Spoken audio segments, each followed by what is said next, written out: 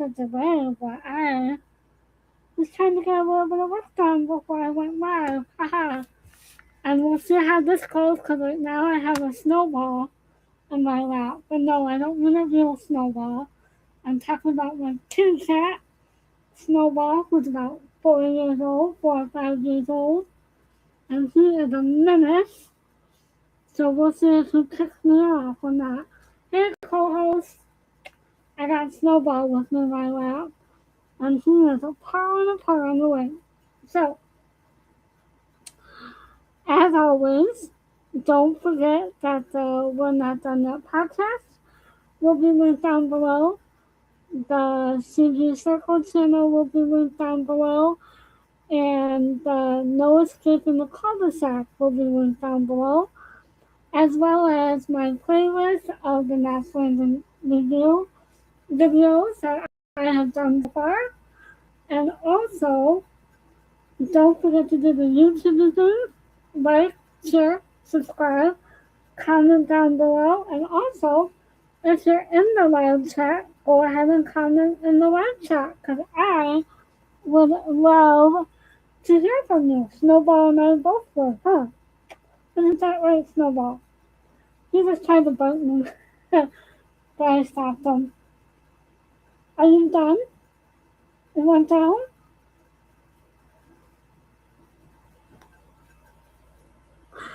Yes, it has been a long day. Are you okay? I hope everything's okay. Co-host. A long day.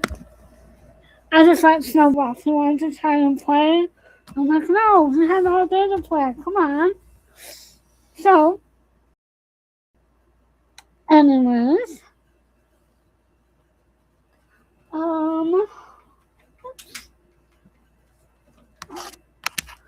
Let me do that.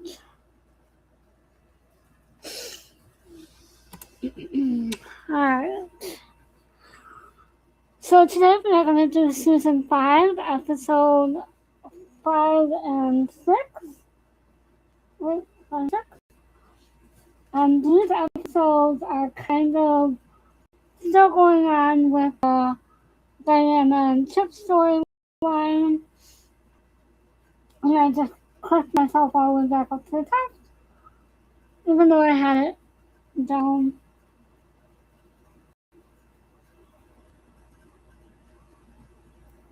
So I'm just kind of finding that. We're almost there. Okay.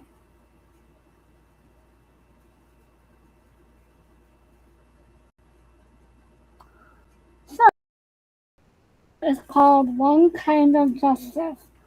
So this is going to be an interesting episode, these next 2 episodes. And this is where we see a little bit more of that Karen's going to go into. And so it's going to kind of tie the chip eventually what Karen's going to end up going through. So we open at the jail with Lilliemae trying to decide as she's going to go in to talk to Chip, so she's going back and forth. And then she finally gets an encouragement from someone to go inside. I think he's a cop. He's not wearing his uniform, but it looks like that he's carrying his uniform. But I think it is a cop going into work. And so Lilliemae does end up going in there. And she does see Diana there. And she tries to talk to her. Diana gets frustrated.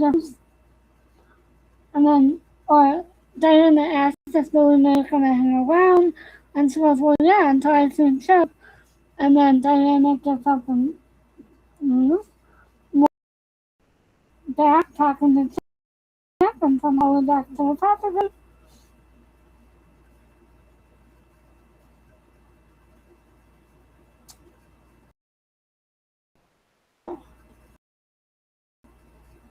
Bear with me. So Morrison is talking to Chip about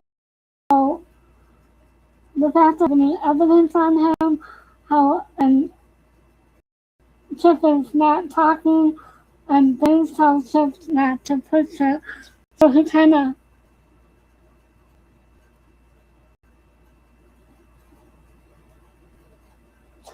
Um, hold on one second.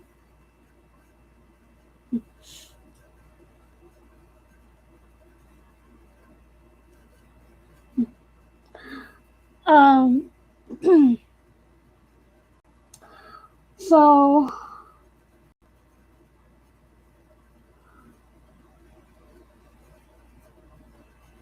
Chip is not really talking, and they don't really have any evidence against him. So he's just kind of just buying his time while he's in jail. Westmont came out to the ranch at the request of Gary, and that Abby tells Westmont that he should be back in a minute and asks if they set a date yet for the wedding, and Abby walks him in. So Abby's still scheming to get married to Gary. Mac and Greg are playing basketball together, and they end up talking about the dinner, the fundraiser that he is holding that night, and Mac ends up hurting his leg as he's playing with Summer, and Mac won. Greg tries to help him, however Mac does not really want his help, but he ends up letting him help him anyways. And then Greg asked Mac and Karen to come to the fundraiser. However, Mac said that, he will try there, however, he's not sure if Karen will want to go because of what's currently going on between her and Diana.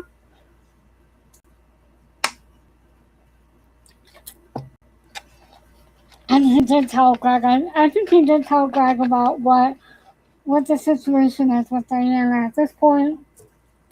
Because he does say that, he wants Karen involved with the campaign as well. And so he wants Mac to come on as soon. He just doesn't know how it would happen yet. Karen tries to drive out to the ranch. Eric tries to stop her, tells her, she's just kind of rushing off, and Eric says that he'll go with her, and he ends up driving them.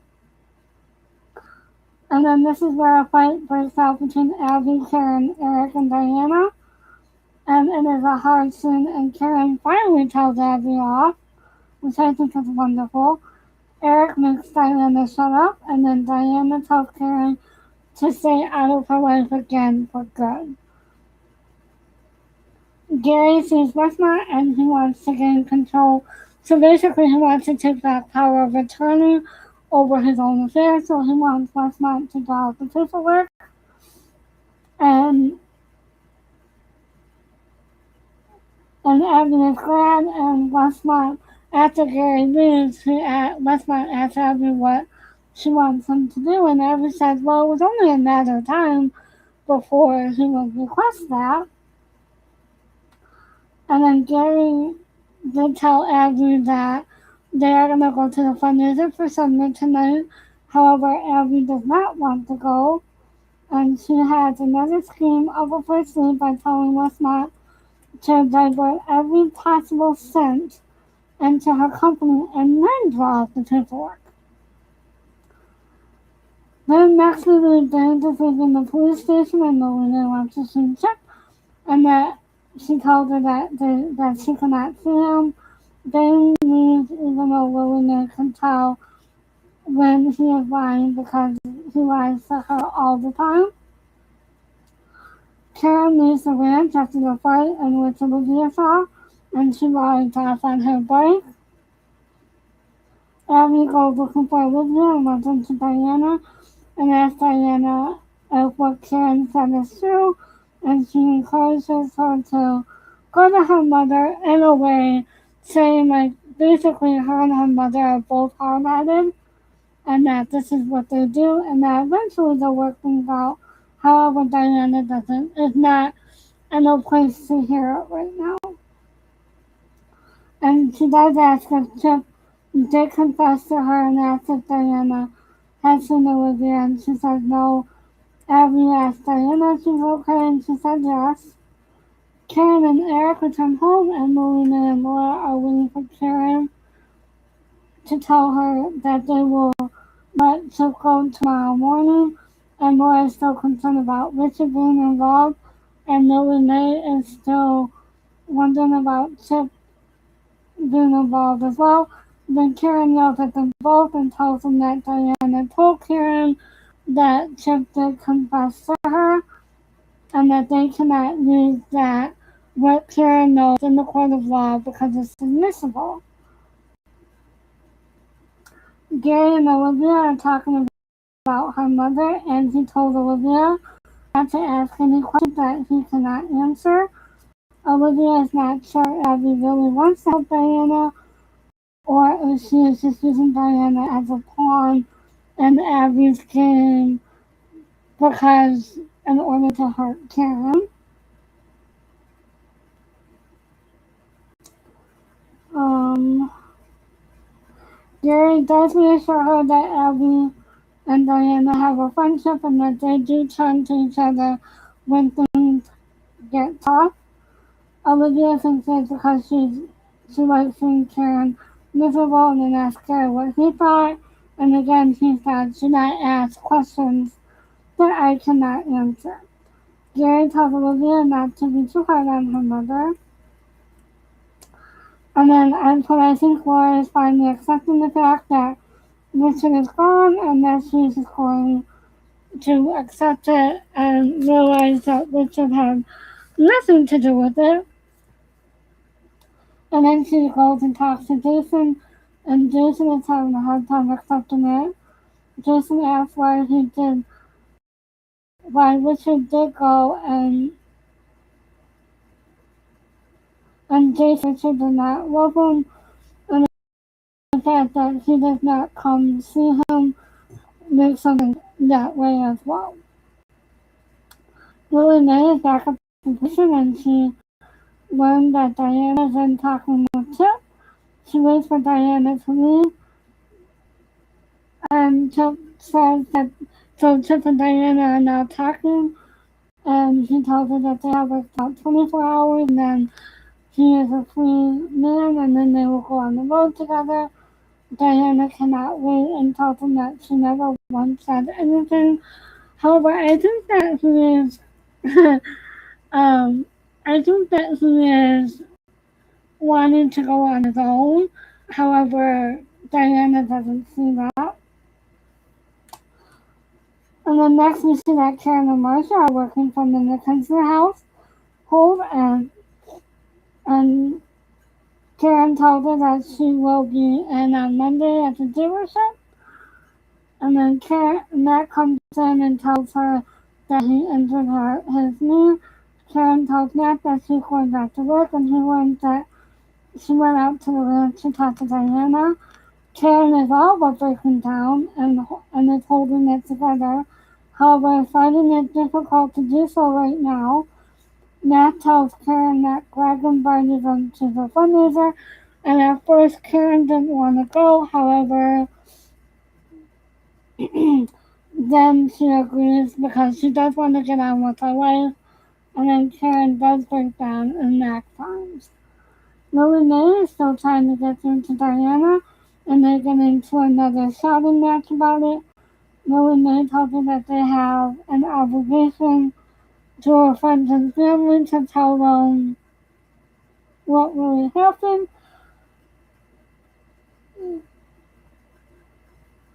Oh gosh, I'm so sorry, I'm so tired. Diana tells Lilliemae that she wants to live with Chip, and Lilliemae says that he has to pay for what he has done. It is a fundraiser and everyone is gathered, including Val, and then Karen and Matt show up, and they see a picture of Greg, and then they see Val there as well. Val asks, oh wait, hold on, I skipped it. However, Greg wants to talk to Matt and Karen before they then start. Abby and Gary show up, and then they see a picture of Greg, and Abby's not happy, and then they see Val there as well. Abby asks if they have to stay, and he says no, but I want to. Lilliemae is still at the station wanting to talk to Chip, and Morrison finally lets her go back to talk to him, and then Morrison, I think, is just frustrated because she's been hanging out around all day. Greg tells Karen that they're on the same side on a lot of issues, and he wants Mac to have a crime commission for his campaign, and he tries to sweet talk him. However, Mac is not sure he wants to take the job. He says it is because Greg wants him because he's not associated with any political party, and he wants to do it right here, right now, because he doesn't want anybody, he wants people who talk like Mac on the news. So basically, I kind of took offense to this because my background is in social work, but he said he doesn't want anyone on the news that sound like social workers. I'm like, hey, I take offense to that. Come on. Um, and then Karen tells Mac that Greg will not take no for an answer. Gary introduces himself to Greg and gives him a donation.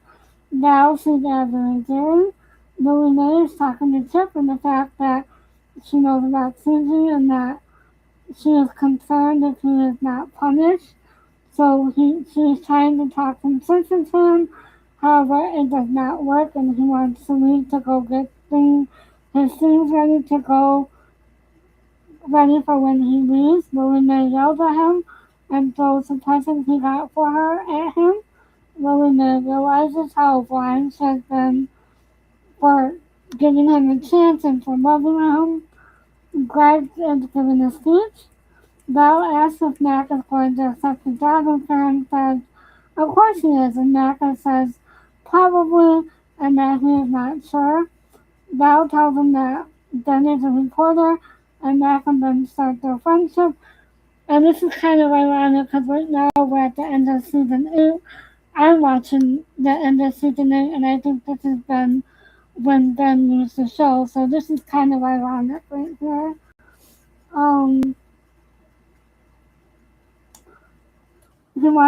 So Mac wants to talk to Ben more about Sumner.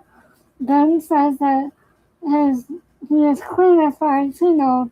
However, this is not the crowd, and he's wondering how he got the funds to run for the Senate.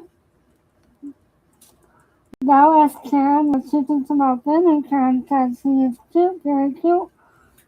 And then Mac takes off to go to Lieutenant to talk to Detective Burns about chip walking and the fact that she is taking herself off the case. She says it is too personal for her and that she still has feelings from Mac. However, she didn't do anything about it, which is one of the few women that have said that they had feelings from Mac that never did anything about it. Interesting, huh? So she is jealous of his family and the life that he has with Karen and her family. Greg and Abby are talking about doing money and the fact that he is interested and the fact that he would accept Karen's money over JR's money. And Greg tells her that a donation from Gary is very different than a donation from JR. And it doesn't come with strings. And Abby tells Greg that she does not do strings, but she spends loves. Gary and Val are talking at the event, and Val introduces him to Ben. Then Abby goes up to Karen to let her know that Diana is fine and that she is really helping her through a hard time. Karen is not pleased, but takes the high road and says, never mind, and just walks away. So I think she wanted to throw something in her face, but then she looks down and she decides against it. Lilliemae wants to go down to the station. It's the next morning. She wants to go down to the station and try to talk some sense into Chip. However, they get there a little bit too late, and Chip walks out to the reporters and with Diana, and then he steps off the curb, and when Lilliemae gets a chance, she puts her foot to the pedal, and then hits Chip with her car. And then Karen gets out and runs after Diana, and the police stop Karen. Chip ends up, and then we see Chip is on the ground, and eventually he does go to the hospital, and Lilliemae hangs her head in shame. Like, at first it looks like she feels guilty for what she's done. So we got a lot going on here. So we got Mac and Sumner reestablishing their friendship. We got Ben being introduced to Karen and Mac and Gary.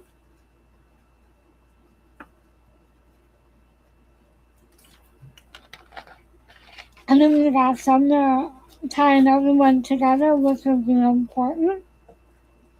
Everyone but Laura right now. And then we have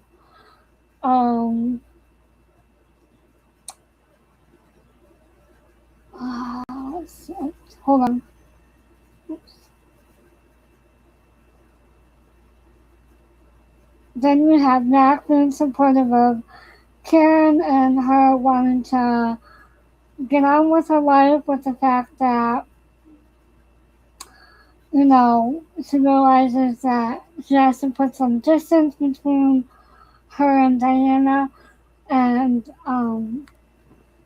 so that she can go on and get back to her life and move forward.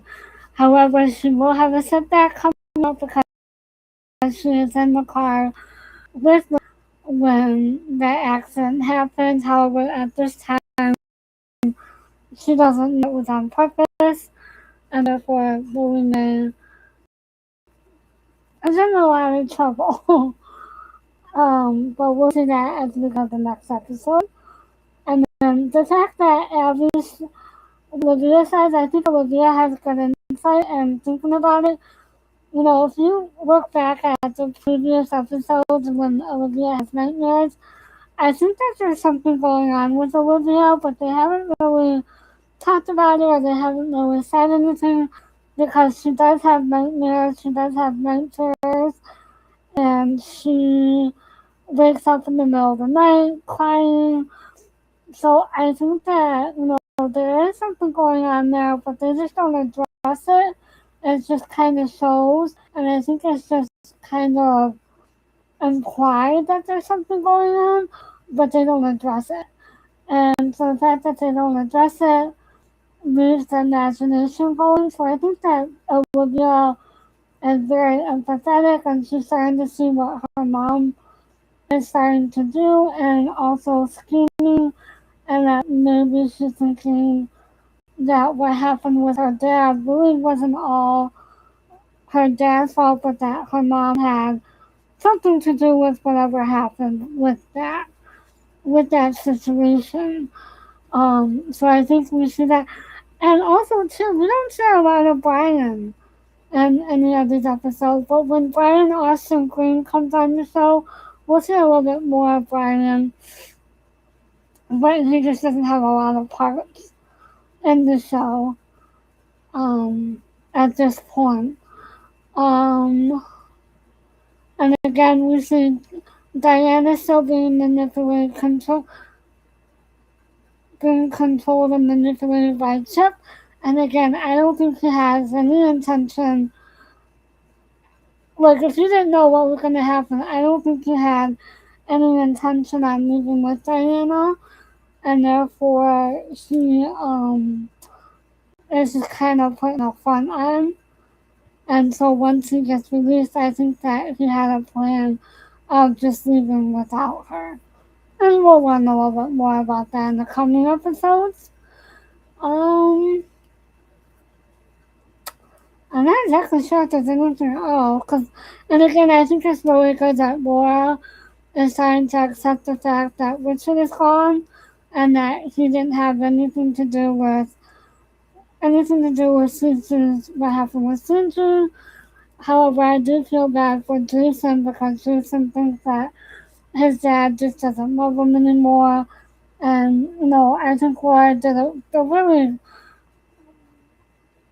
only thing that she could was to tell him that Richard did love Jason no matter what, and I think that she was just trying to let him know that Richard did love him, and I think that's important because I think for a parent just to leave like how Richard did would be difficult on a child without, and the fact that he didn't even say goodbye. And Jason did say, there are other parents that other dads that have left where he does, where they do go to the children on the weekends or come by and say hello. However, I think that Richard just needed to get away because he was just going through a lot and he was having another mental health issue, and he felt that if he were to stay around that he would have another breakdown. And I think that that's true, and he just needed to get away. However, we don't see him until season 9. But anyways, so I don't have anything more to add, so let me see.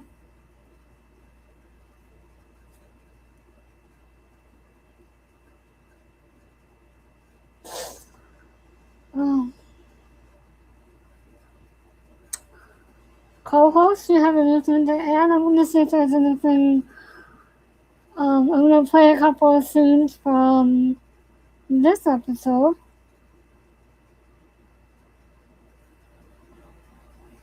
Oh, hold on. Hold on 1 second. I gotta turn this down. Or someplace where nobody knows. Okay. All episodes. Season 5. Let me see.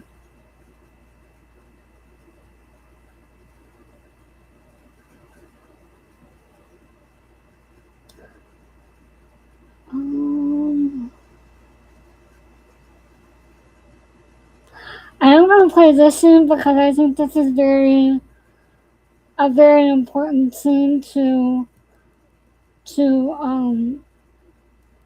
play for the Diana Karen story. So again, this is in quantity to series policy.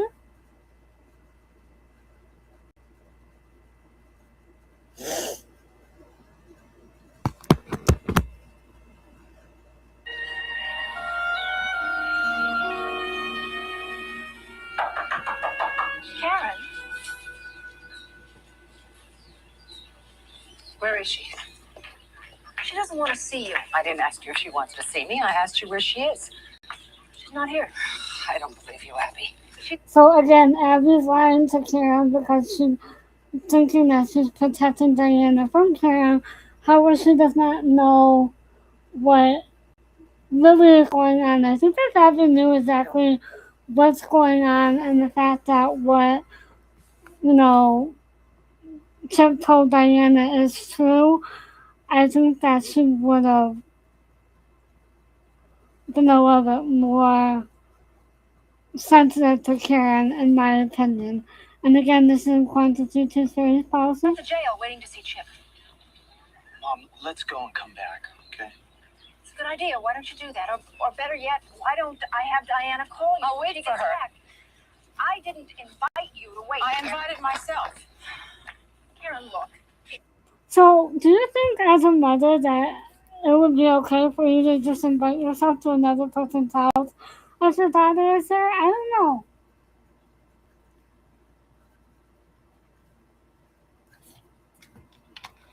I don't know about that because I think that that's a little bit of trespassing. However, like I said, I don't agree with Diana in this. I don't think that Diana is right, but I guess when the mother is desperate, she's gonna do what she's gonna do, right?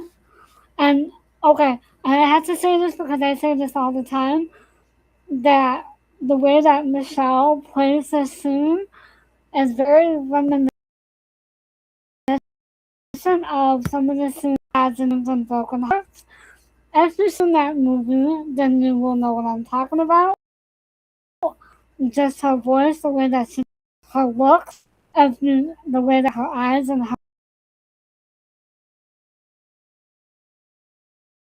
the film her head is very gold off. Um,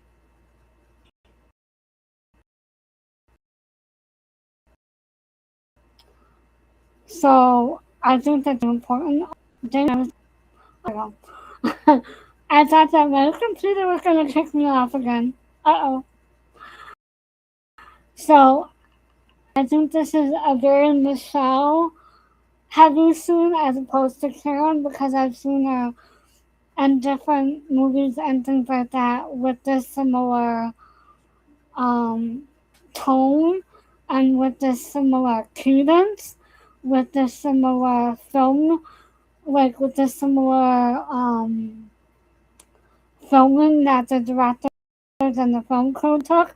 So if you watch it and if you watch Victories and Broken Hearts, you'll see it. Against in quantity to 30,000.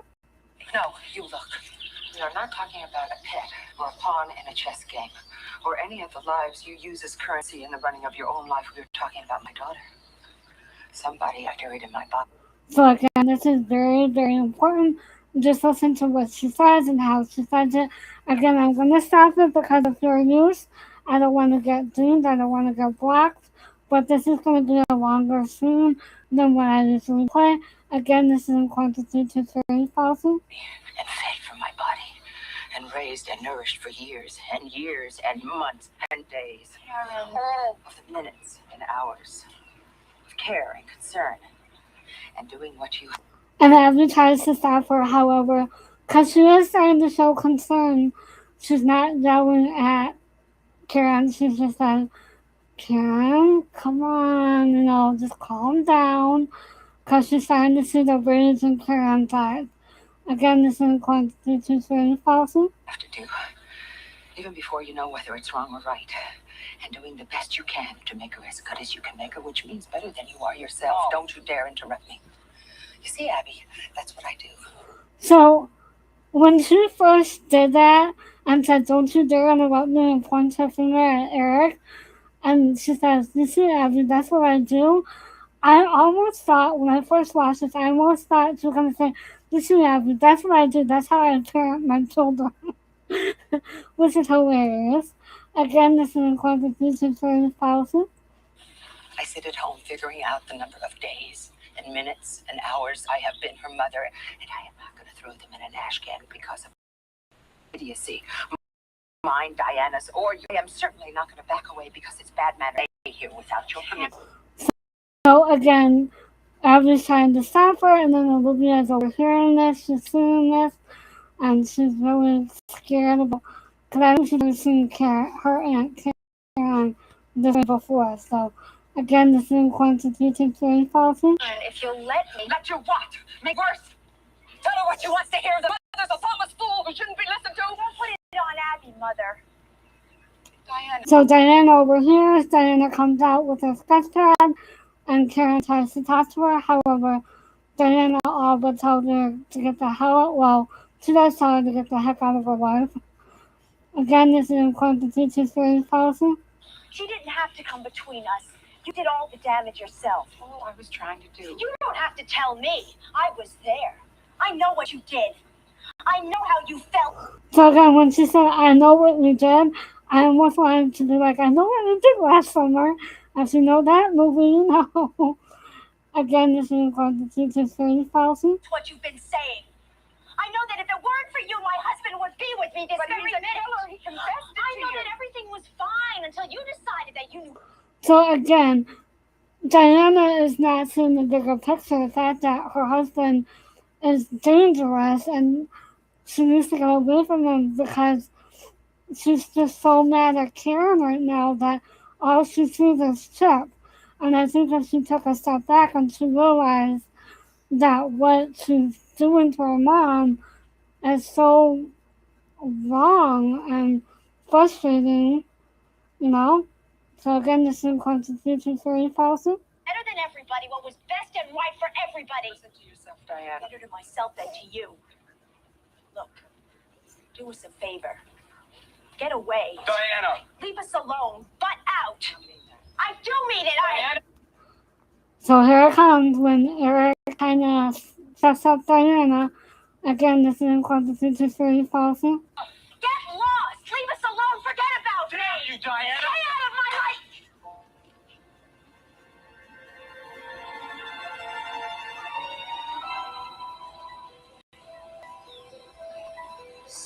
Everyone is shocked because of what just happened. Again, this is in Constitution 3 policy. Get out of my life.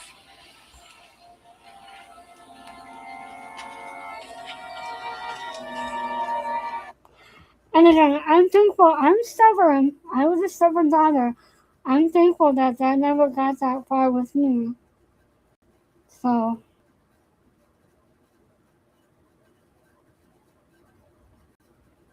oh gosh, my head hurts.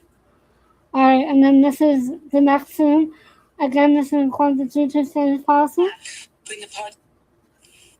And again, this is in Constitution 3 policy.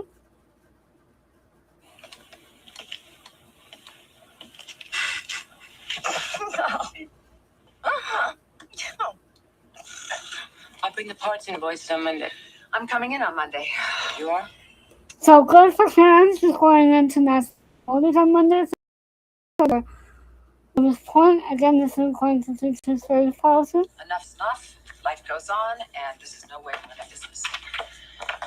Mac, Hi. what happened? I re-injured old trick knee. Hey, Marcia. How you doing? Fine. Sorry about your neck. Yeah, it's one of those things, comes and goes. No reason, no nothing. Take care of it. See you Monday, Karen. Bye, Mac. Yeah, I'll thank see you. you, Marcia. So again, Marcia leaves and she says see you Monday. And then that brings us to this. Again, this is Constitution 3 policy. Is there anything I can get you? No, fine. What does she mean, see you Monday? I'm going back to work. Well, that's terrific. Yeah. So Mac is happy that she's going back to work. However, this is where Karen is trying not to break down. However, she does end up breaking down at the end of the scene. Again, this is Constitution 3 policy. Great. I mean, I can't stop living. I've got my own life. Sure. You did it, didn't you? You went to the ranch. Yeah. It's rough, huh? Oh, Mac. I mean it, though. I just have to put some distance between... Hey, you tell me about your... So she's trying to ask Mac about his day and what happened. Again, this is Constitution 3 policy. Well, I destroyed Greg Sumner one-on-one. With these. With ease. Then he invites us to his fundraiser tonight. Oh, Mac, no, I just can't. Okay, fine. Terrific.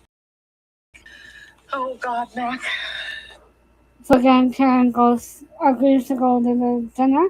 Again, this is in Constitution 3 policy. It was so... Just talk. Alright.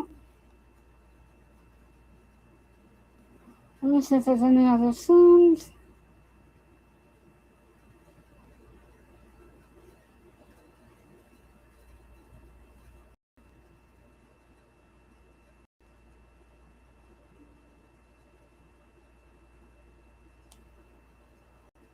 I think that's it. Oh wait, I do want to play this scene.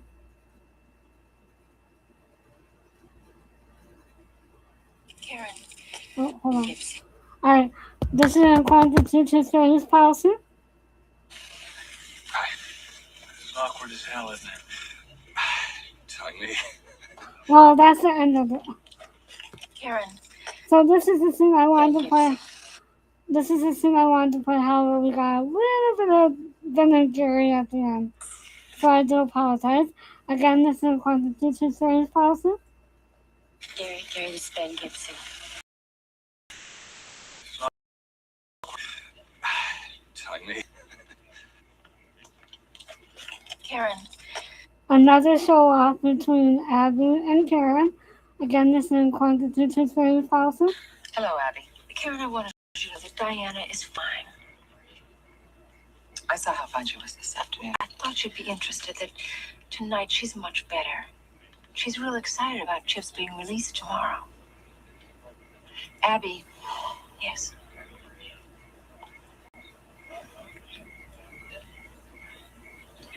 Never mind. So again, I think she wanted to throw something in her face, but she decided not to. I think Karen was going to try and tell her little bit more about Chip because Abby was kind of gloating about the fact that Chip was gonna get released. That could be whatever. Um,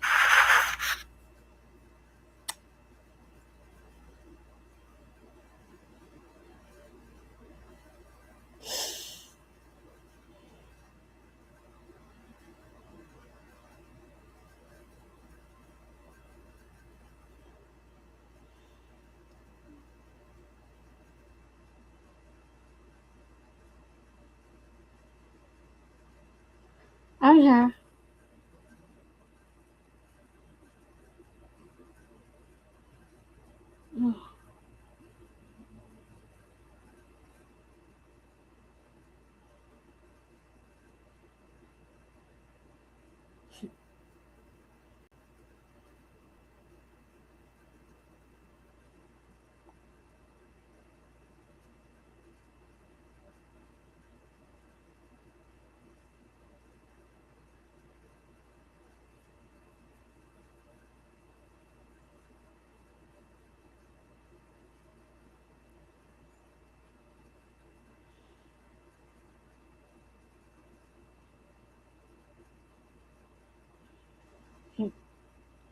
I'm here.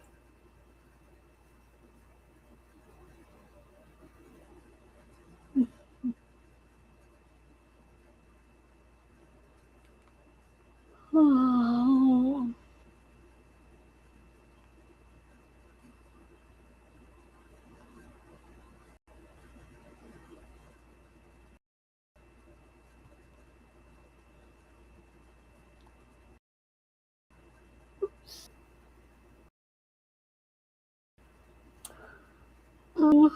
Say that thing.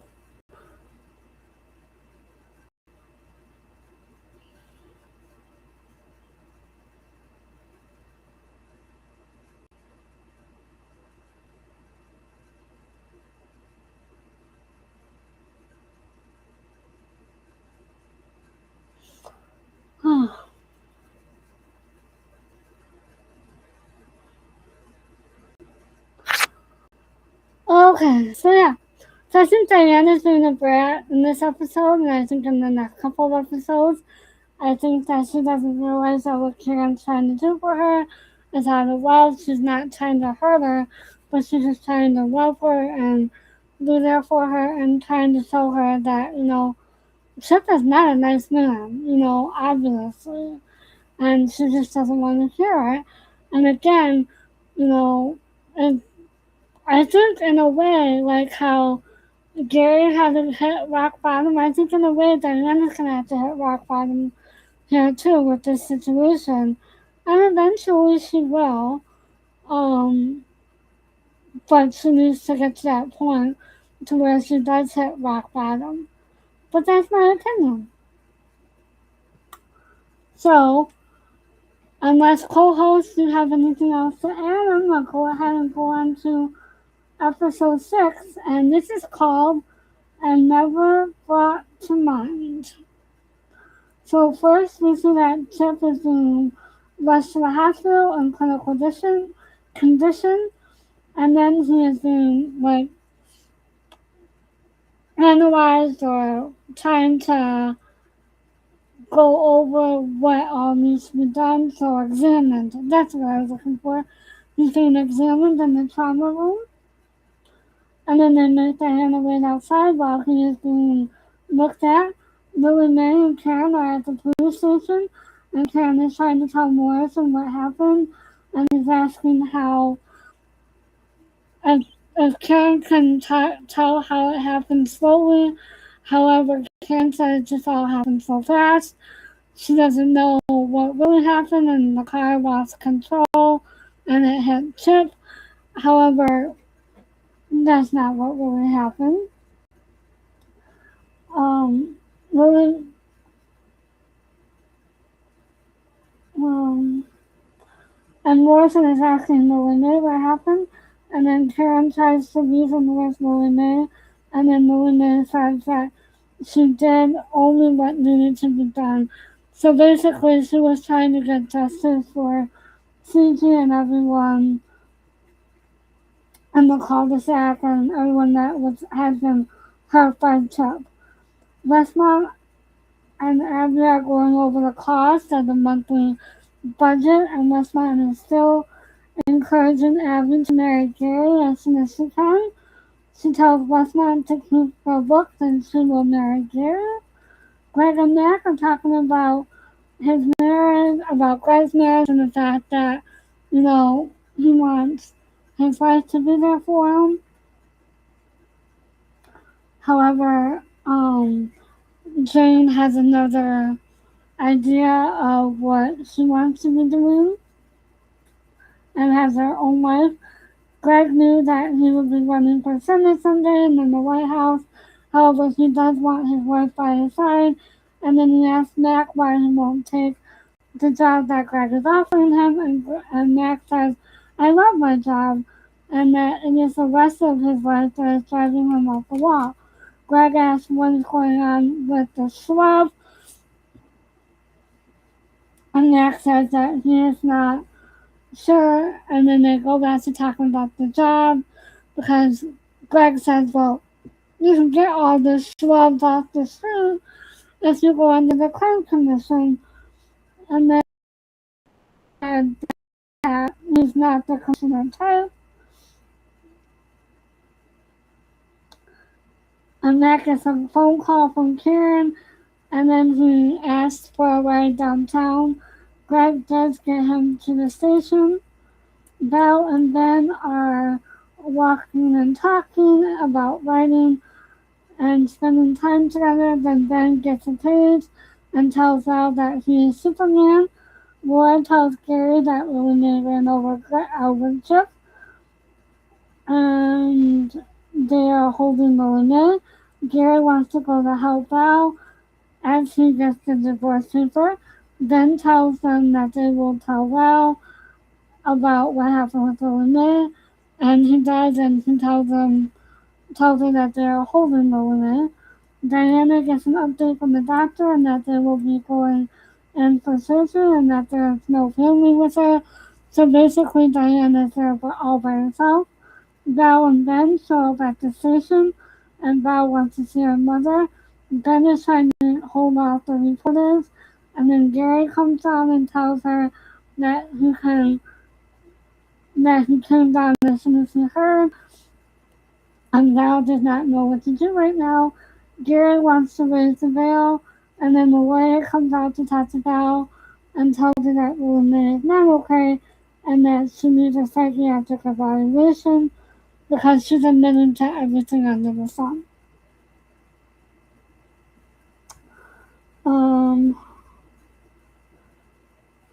And that the bail is set at $100,000. And again, Gary offers to raise the bail money. However, Val will get a bail bondsman, as she says.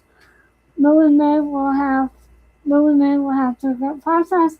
Matt comes out and gets Val in to see Lilliemae, and they ask Karen what happened again, and she said everything happened so fast. Mac takes Karen and leave, and she said she wants to go see Diana, and Mac is not happy. Laura tells Abby what happened to Chip and tells her that, and Abby just starts to laugh. And Chip tells her that Gary is with Val. Laura tells Abby that she owns the property with Karen and that her uncle left the share to Abby and the share to Sid, which in turn went to Karen since she lost Sid. Abby asks Laura to make Karen an offer. Abby's secretary comes in and spills the news about getting a blood test for marriage. Oops. Laura tells Abby congratulations. Mac and Karen shows up at the hospital looking for Diana. However, she is with Chip, and no one else can go to see him at this time. Mac is getting frustrated with Karen and with Diana, and wants to take Karen home. Mac tells Karen that he is not going to wait around for him to get yelled at again by Diana. Lilliemae is trying to tell everyone that she only did what needed to be done and that Chip harmed Susie. She does not want to plead not guilty. Val tries to reason with Lilliemae and that she can go to jail for the rest of her life, basically. Lilliemae wants to make sure that Chip did not get away, and then Lilliemae is getting frustrated. Val tells Lilliemae not to plead guilty, and eventually she does. Gary and Ben are still at the station talking.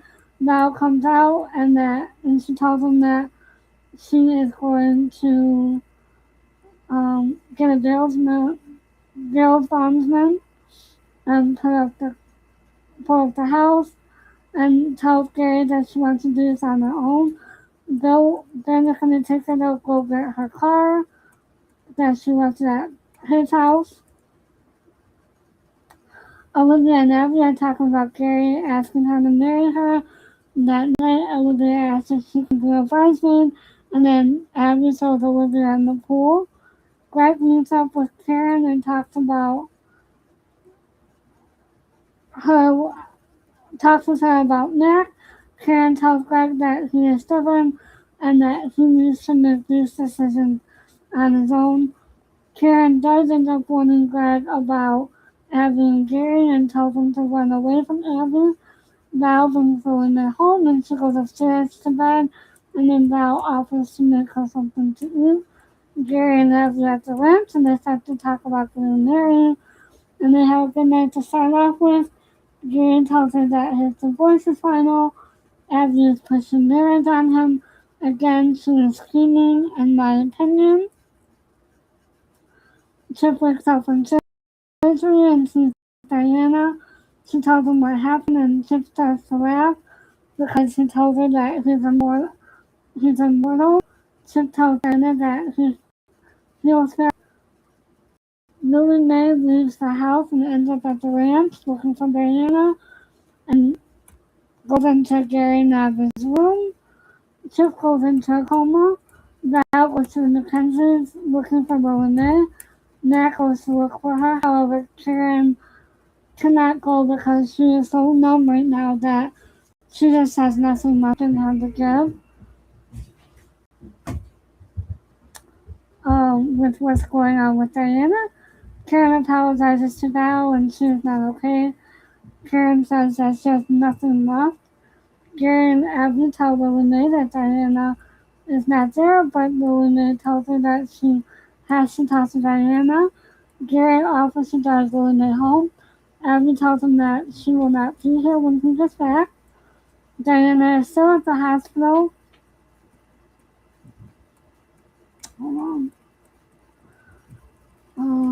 Diana is still at the hospital and Karen shows up to see her and to talk to her. It starts out okay, but then Diana gets frustrated because she knew that Karen was in the car and that hit Chip, and she blamed Karen that she hit her with the car on purpose.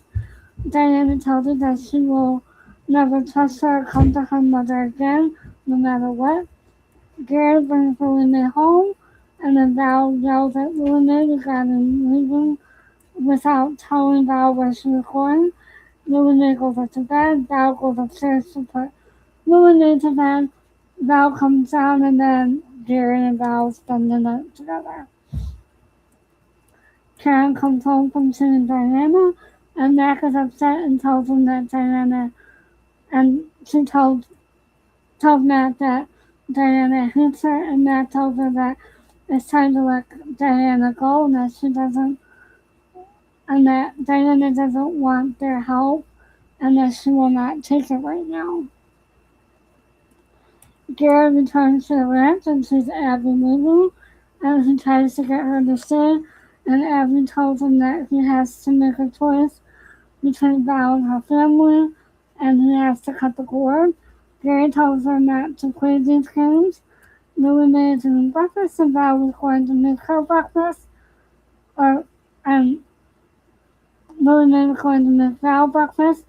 Lilliemae feels awful about what happened last night. Val doesn't want breakfast. Val is glad that Lilliemae is home safely. Laura goes to try to make up with Karen. However, Karen is not sure at this time. Laura does apologize and that she wants to patch things up, and Karen agrees and that Karen was probably right about Richard. Karen says thank you for saying that, and then Laura tells Karen that Abby wants to buy out her share of the property that she owns with Abby, and Karen thinks that Laura only came over to butter her up to offer her a deal from Abby. And Karen says that she does not want to deal with Abby for the rest of her life. So basically, she wants Abby out of her life completely. Val comes home with a psychiatrist for the evaluation that is ordered by the court. Lilliemae is not sure about it. Val leaves and goes to Karen's house. However, Karen's in bed, so Val does end up talking to Mac, where Mac is making tea for Karen because she's not feeling well. Val talks to Mac about Gary, and he thinks that she is talking about Lilliemae, but no, Val says it's about Gary, and he tells her that they spent the night together, and Mac asks Val how she was feeling, and then he says, "How none of his business," and then he tells her to look at him and ask her again, and she smiled. Gary and Lauren, who are talking about Val, and Laura's tired for him. Gary thinks that they cannot lie to each other, and that it's a good thing. Laura asks how Val feels about this while Westmont and Abby are talking about the marriage, and she says that Gary is going to choose her over Val, and she thinks that Gary will be back, and that's the end of that episode. So, there's a lot there. There's a lot there, and hold on 1 second. I'm going to rearrange my computers. That's over there. That comes from that for the night. So again, this is the continuing of the relationship between Karen and Diana, and how frustrated that Diana is with Karen, and the fact that she's never going to trust her again, because she thinks that Karen had something to do with the Lilliemae hidden chip, and we see that, yes, okay, so this is the idea of snapped with Lilliemae.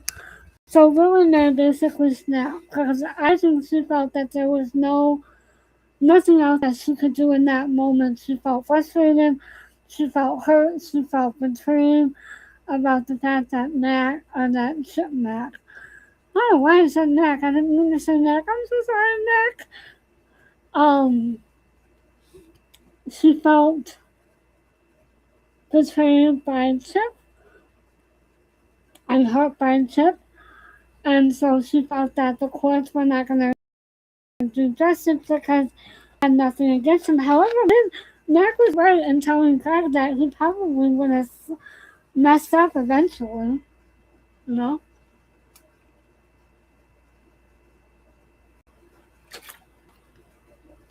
And then they would have caught him, but he probably would have hurt someone else because technically he's already hurt 2 people that we know of.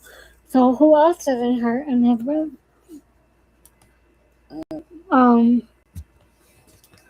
So, and well, technically 3 people, because he's manipulating Diana, and by manipulating her, I think he's hurting her, you know?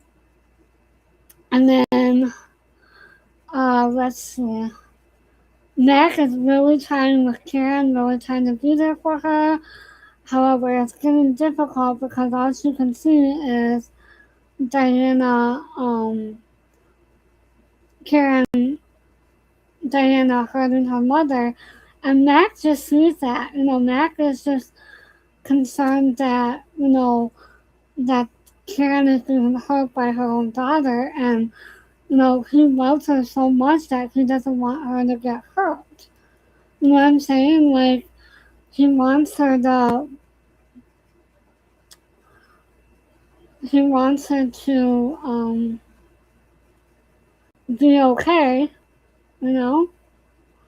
And that's gotta be hard on the husband because the husband is thinking, I care about my wife who cares about her daughter, but there's nothing that he can really do for her at this point other than try to let her know that he's there for her. But then at some point, again, at some point, Karen has to see that Diane is only gonna come to her whenever she's ready. And I think that's important for any lesson for a parent to learn that a child, you know, if they're in this type of situation and they're in this type of relationship, that they're gonna only come to them whenever they feel that they're ready to come to them and when they feel like they're not gonna be attacked. And I think right now that's where Diane is at. She's at the point to where no matter what, Karen's gonna attack her and not really be there for her. Because all Karen can see is the fact that Chip is hurting her and not really caring about her and is manipulating her and is trying to get her to think the way that he wants her to think. So, um, oops, my goodness.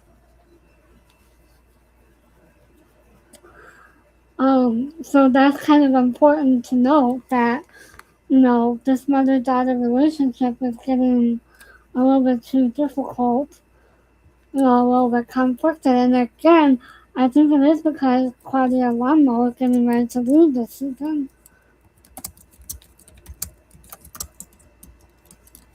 I'm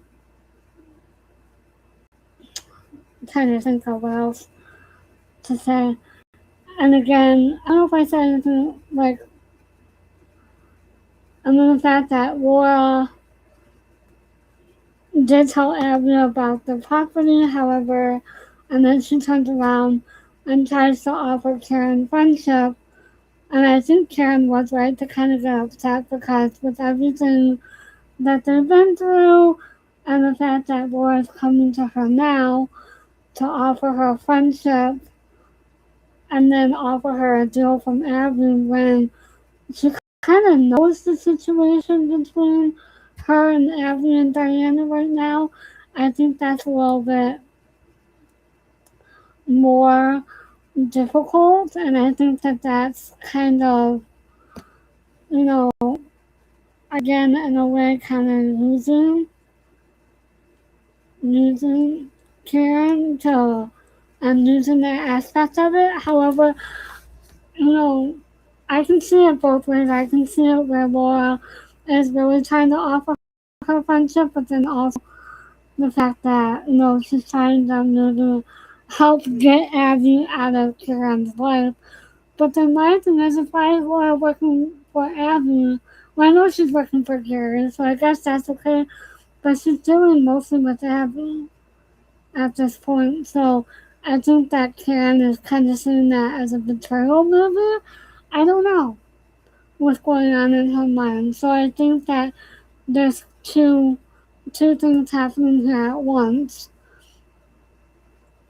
And in the fact that Gary and Val, come on.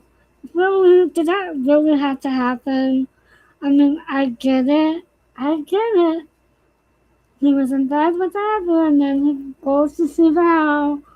I mean, I get it. However, is leading her on and thinking that they're gonna get back together. I mean, come on. Why did you do that? Why did you do that? That's gotta be a mind-boggling thing for Val. Because we'll learn later that she thinks that they were starting to see each other again and that they were getting back together. I mean, poor Val. Goodness gracious, poor Val. And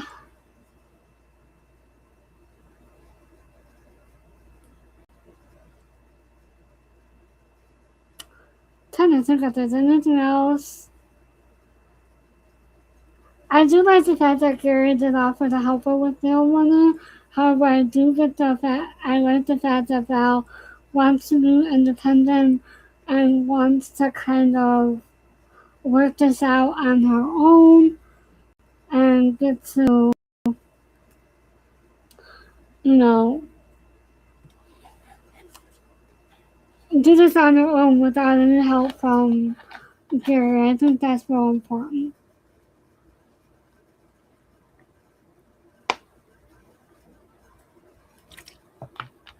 And that really does show the fact that, you know, Gary does want to help her out. However, he has to let her go. He has to stop wanting to protect her. And that's my opinion.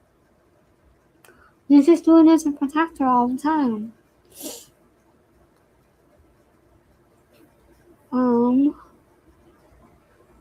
Let's see how time. Hold on.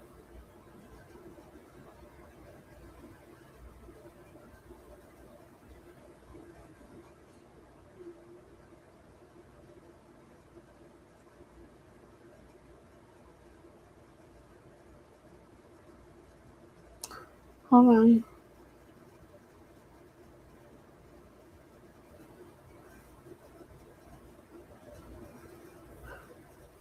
Wait a minute.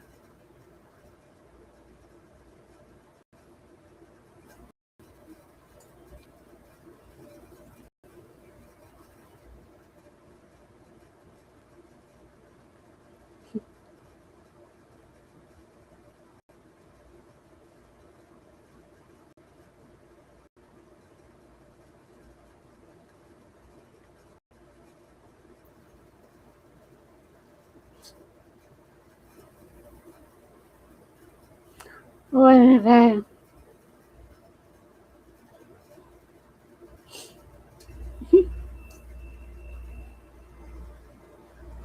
You know, circles are so dang small. I'm just laughing because, oh my gosh, circles are just so dang small. Oh, yeah. So, I mean, I like the fact that Greg is starting to build a friendship with Karen. I think genuinely, Greg likes Karen as a friend and that he sees her as a good person and that maybe will help keep him honest. However, it doesn't stay that way. I think Karen is a challenge for Greg. Tell me if I'm wrong, co-host. I think Karen is a challenge for Greg somewhere. In my opinion. Alright, let me see what scenes we can play in this episode. Do you think Karen is a challenge for Greg? Tell me.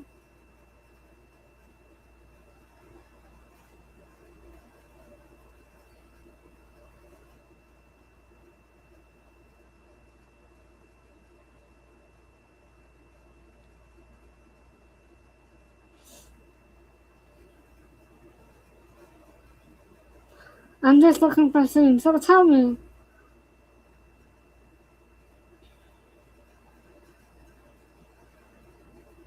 Okay, I do want to play this because this is a cute scene between Greg and Karen. So here you go. This is why I think that Greg genuinely likes Karen, and I think that he sees Karen as a challenge, in my opinion.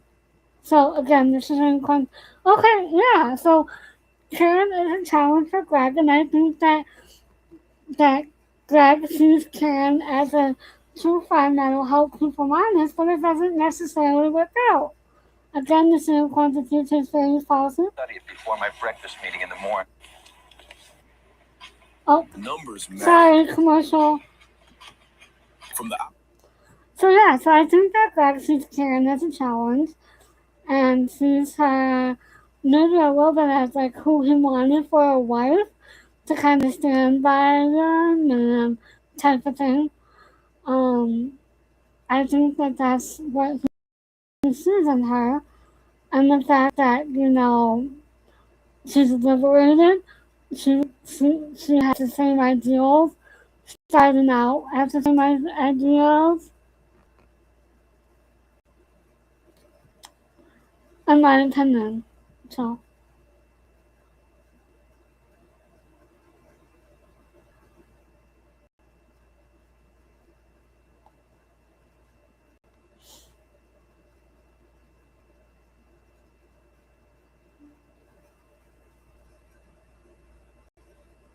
okay.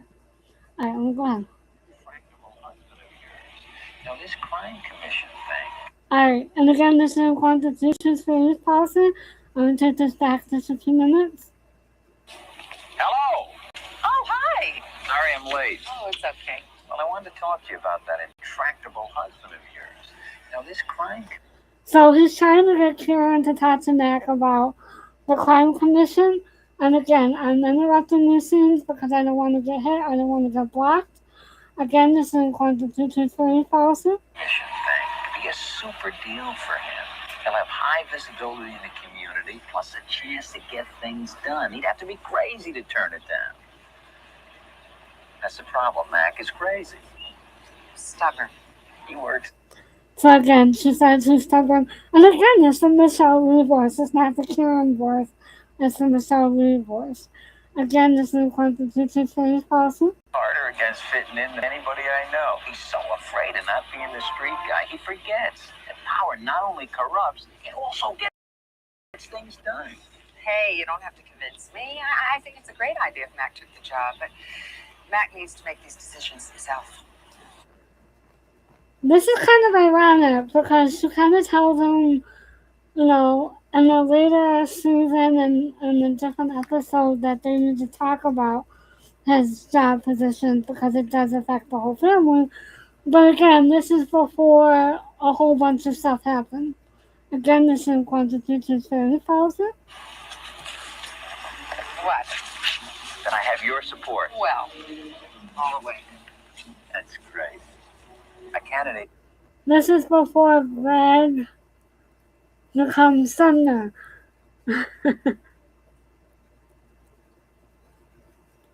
And again, this is in constitution. This is in constitution for policy. Is only as good as the people supporting them. People like you and Mac. What is with this? So again, he's gonna ask about Gary and Abby. I'm gonna leave this in. Again, this is in constitution for policy. You-wing character who wants to donate so much money to my campaign. Gary? Oh, he's all right. He doesn't mean any harm. It's only that in his wake, people lose their jobs, their marriages, and their lives. And he always feels... I love the fact that in his wake, people only lose their lives and marriages, their... Wait, what is it? Their jobs, their marriages, and their lives. That's hilarious. Again, this is constitution for policy. But it's never his fault. Sounds like a walking tragedy. Take the money and run. Gotcha. And, what about the woman he's with? What's her name? Abby? Mrs. Cunningham. Why? Well, I think it's important for a candidate to have some background on the type of person who wants to support him, that's all. So this is where she kind of tells him about Abby and says, walk the other direction. And again, this is constitution for policy. Well, let me put it to you this way. If you were stranded in a desert with no food or water for 3 days and you came upon Abby Cunningham with a picnic basket, keep going. That's bad. That bad. Thanks. I'll keep that under advisement. Greg does not keep that under advisement. It starts out bad. Oh.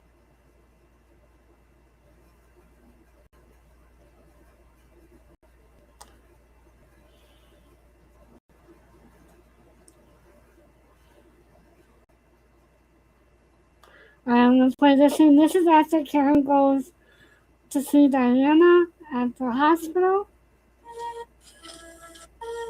Alright, right? This is according to teacher studies policy for educational purposes only.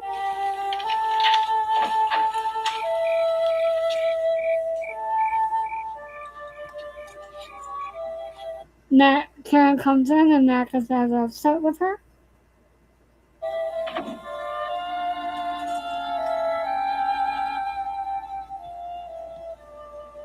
Where have you been? Karen, I was worried about you. She hates me so. Karen, it's time to let her go. I just wanted help. She doesn't want your help. You can't. So again, this is where Mac is trying to be supportive, but then she's also worried, you can't help her if she doesn't want your help. And it's time to kind of let her go, let her be free, let her make her own decisions. And this is according to teacher studies policy. Help her if she doesn't want your help. You can't keep chasing her around forever. So she starts to cry and she is so upset. My heart breaks for her.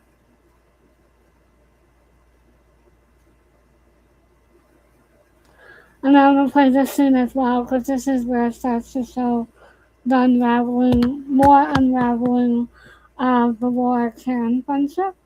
And again, this is according to teacher studies policy.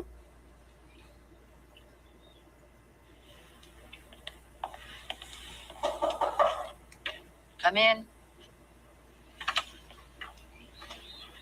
Karen?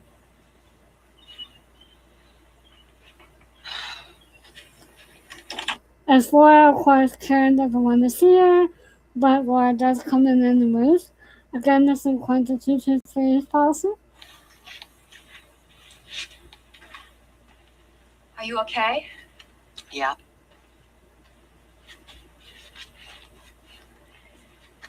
I've come to bury the hatchet.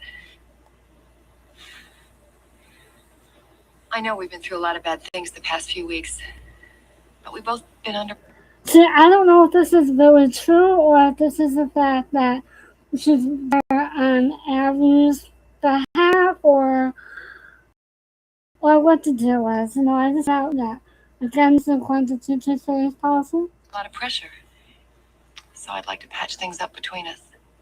That would be good. You were probably right about Richard.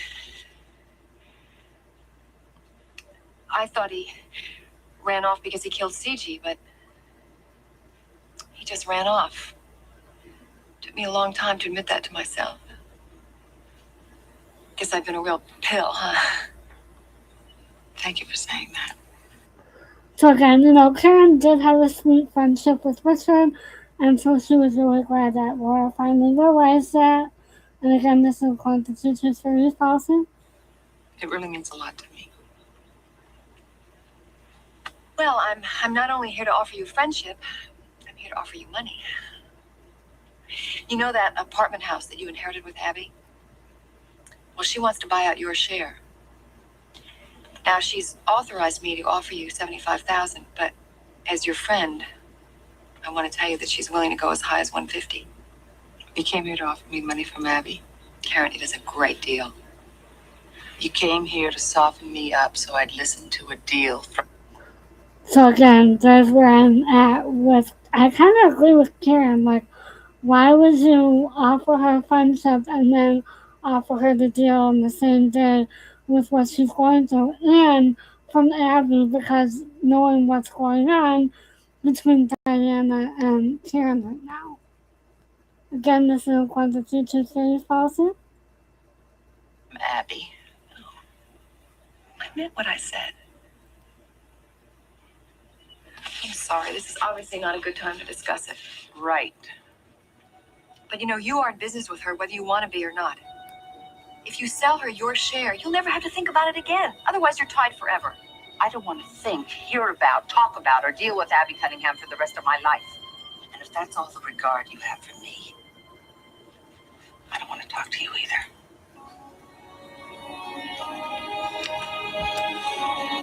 So that's where I think I'm a little bit like Karen, because I can be frustrated, usually when I get mad and kind of lose my top.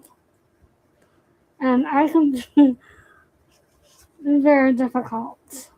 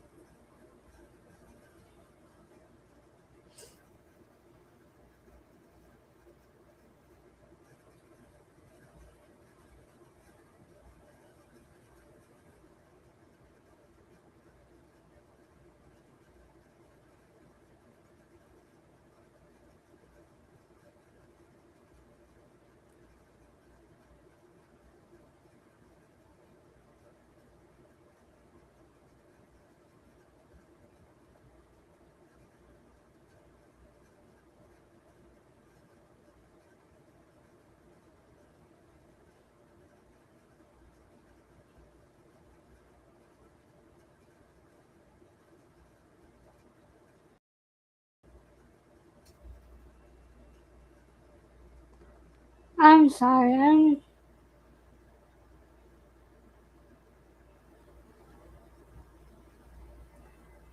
looking at something really funny. So, so what did you guys think about all that?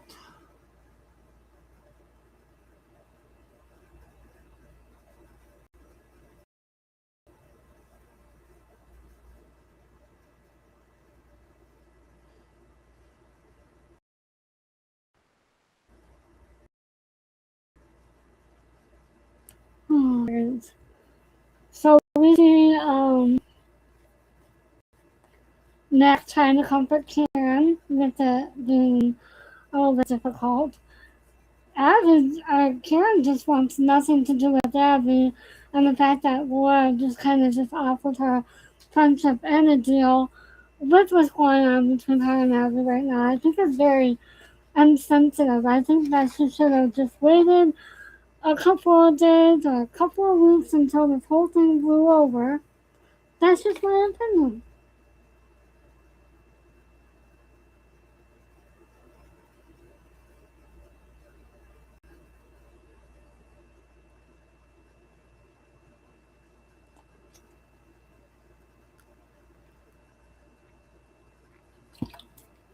Um, no, I can't blame Karen. No, I can't blame her. Because I would do the same thing. If I were in her shoes, I would do the exact same thing.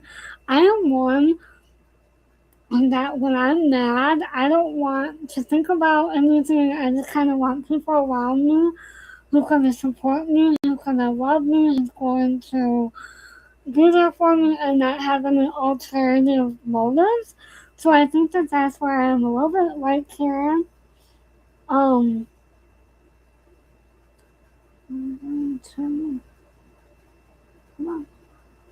hold on 1 second.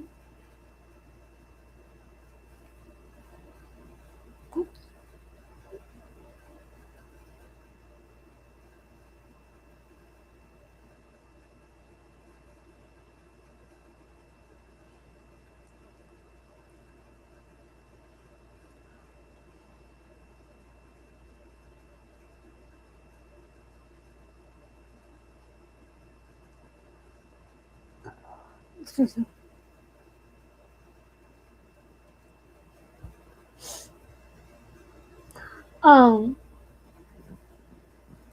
so I just kind of want to be around people that will support me and love me. And I do want to say, I think Karen reminds me a lot of me because she can be the nicest person in the world. However, if you double cross her, if you don't want to be anywhere near her. She, like, I would say, I can be your best friend or your worst enemy. And that kind of really helped too within my work because when I was a case manager, if I worked with consumers, uh, clients of mine that were very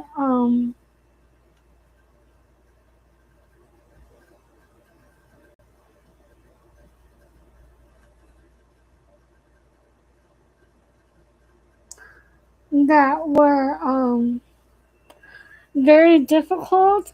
And however, I always told them, as long as you tell me the truth and you're willing to try, that's one thing. But if you sit there and lie to me and tell me that you're going to do something and you don't do it and you don't follow through, then I can't help you and I'm not going to help you. Because I would fight for them. I would keep doing these level of cares and I would fight for them to stay where they're at because the county wanted to kind of move people along out of adult foster care homes. But if they weren't willing to try and move on and work on their treatment plan, then there's nothing that I could do. And so I would get frustrated. And I would do the same way with the people that I worked with as far as the county level people. I would get rough with them too.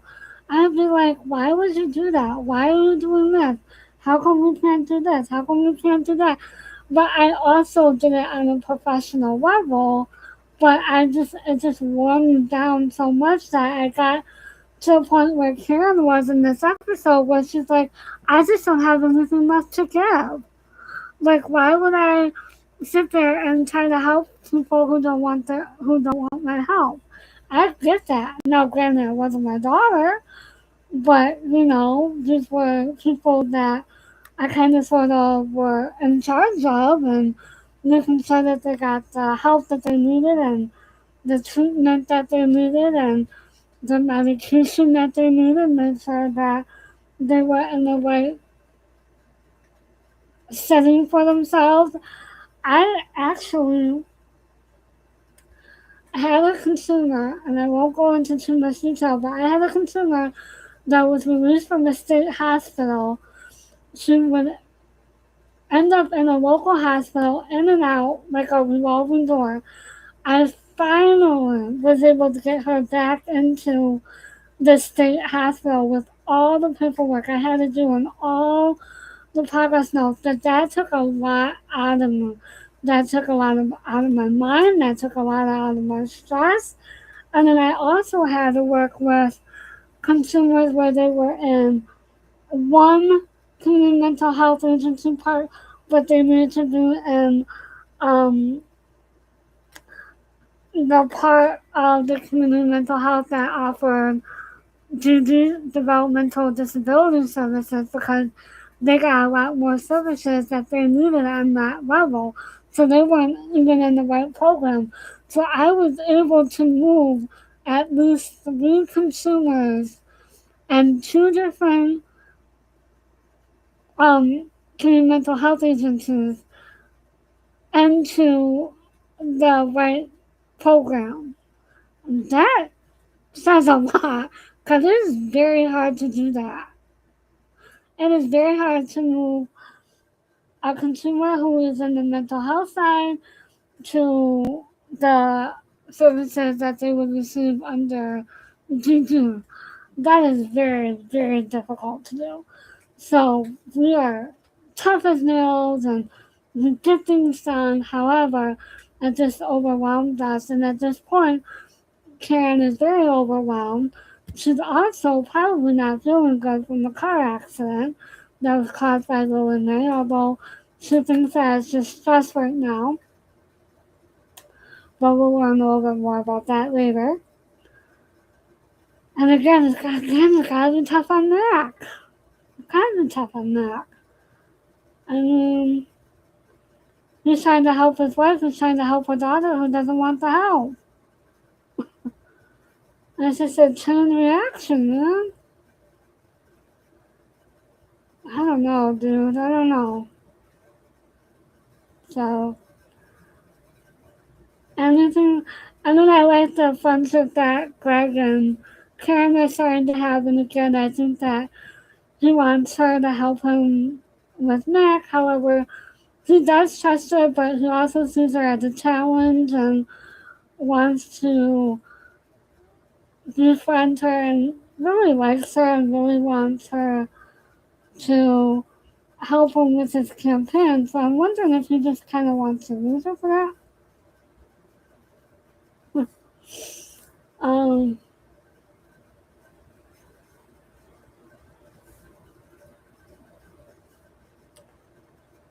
So yeah.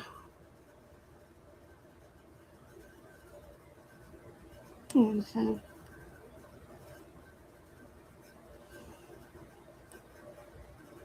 Hold on.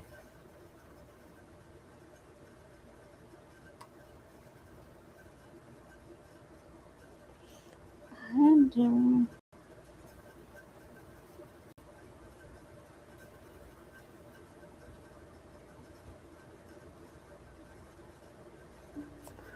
So yeah. So I don't know. It's kind of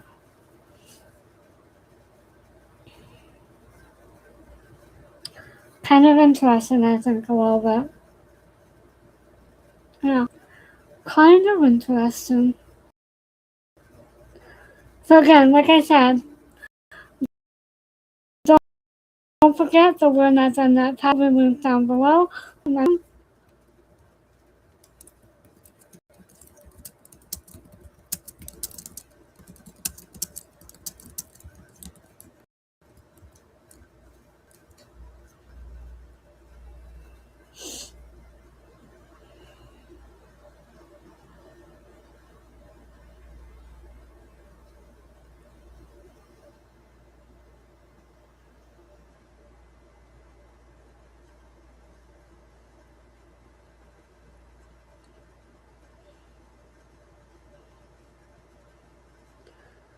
Alright.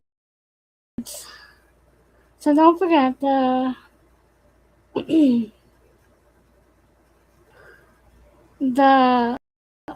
We're Not Done Yet podcast will be linked down below.